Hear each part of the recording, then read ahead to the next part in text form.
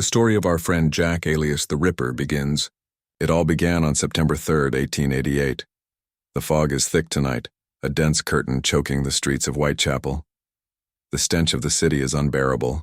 Rotting meat in the markets, coal smoke in the air, excrement in the alleys. A constant murmur surrounds the neighborhood, muffled laughter, whispers, sobs in the darkness. I walk among them, invisible. Just another well-dressed gentleman who shouldn't be here. But Whitechapel is my hunting ground. Nobody sees me. Nobody suspects. Or so I thought. She saw me. I don't know his name. A woman in the crowd. His eyes met mine. It was only a second. But in his look, I knew. He recognized me. I don't know how. I don't know who it is. But if he has seen me, I must hurry. Tonight, everything will begin. September 6, Marianne Nichols. They say she was a mother. They say he had a life before this. That she was once beautiful. That she had a home. But all that died before I found her in Buck's Row. She was staggering, drunk. His breath stank of cheap gin. He had no home, no family, no future. Just an empty present. I offered him company. A few kind words. A penny to satisfy your hunger. He followed me without questions. When the blade of the scalpel tore into his neck, his head tilted to the side as if he had simply fallen asleep. But I wasn't done. I separated its flesh, explored its interior with the precision of a surgeon. I was looking for something. But something inside her wasn't right. And then I saw it. A cut. One that I didn't do. Someone else had been there before. I'm not the only one. September 8th, Annie Chapman. I found her on Hanbury Street. Her pale skin, her trembling hands. She was sick. Death already claimed her before it touched her. But when I approached, when I took her by the arm, she didn't scream. He looked at me. He looked at me like he knew who I was. "He's watching you," she whispered. I shushed her before she said more. I couldn't believe his words. His throat opened under the blade with a wet sound and his body trembled one last time. But his words stayed with me. Who is watching me? September 27. A letter appeared in the newspapers today. From hell. I read it over and over again.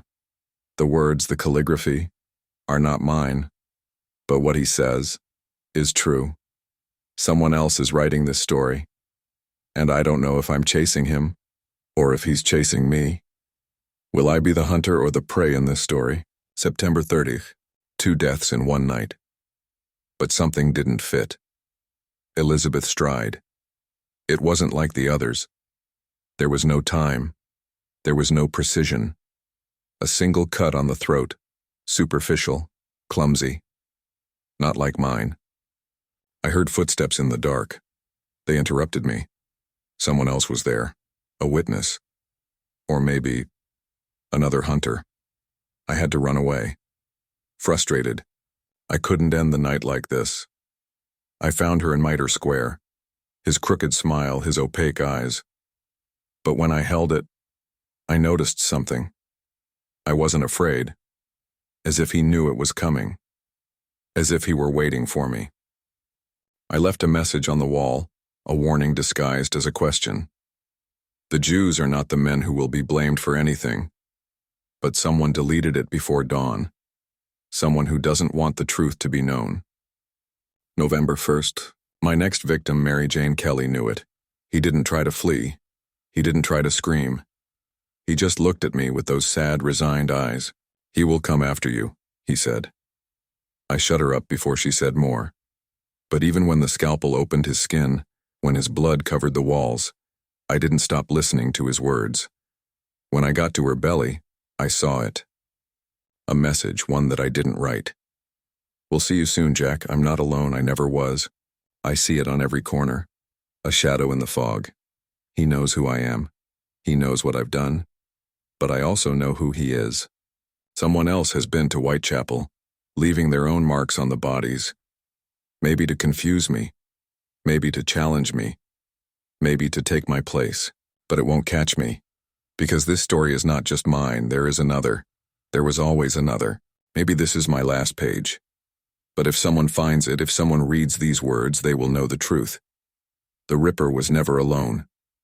And the other one is still out there. Years later, a retired Scotland Yard inspector finds the diary. He reads it silently, turning page after page with a frown. When he reaches the last entry, his fingers tense on the yellowed paper. So in the end, it wasn't just one, he mutters to himself. He rises slowly, his bones creaking with age. He walks to the window of his office and looks at the city that spreads out in front of him. Whitechapel has changed.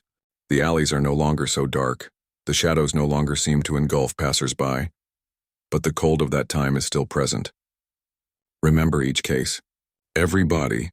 Every night the entire city trembled with fear. And now with this diary in his hands, he understands something he never dared to accept. It wasn't just one. The Ripper was never alone. Look at the last message written in the diary. "We'll see you soon, Jack." He feels a chill running down his spine. And then, the most disturbing thought crosses his mind. If there were two, how many more were they watching? If one of them stopped killing, what happened to the other? He places a blank sheet of paper next to him, with a simple question written in black ink. Did he really stop? Maybe someone else took his place? Maybe. Is he still out there?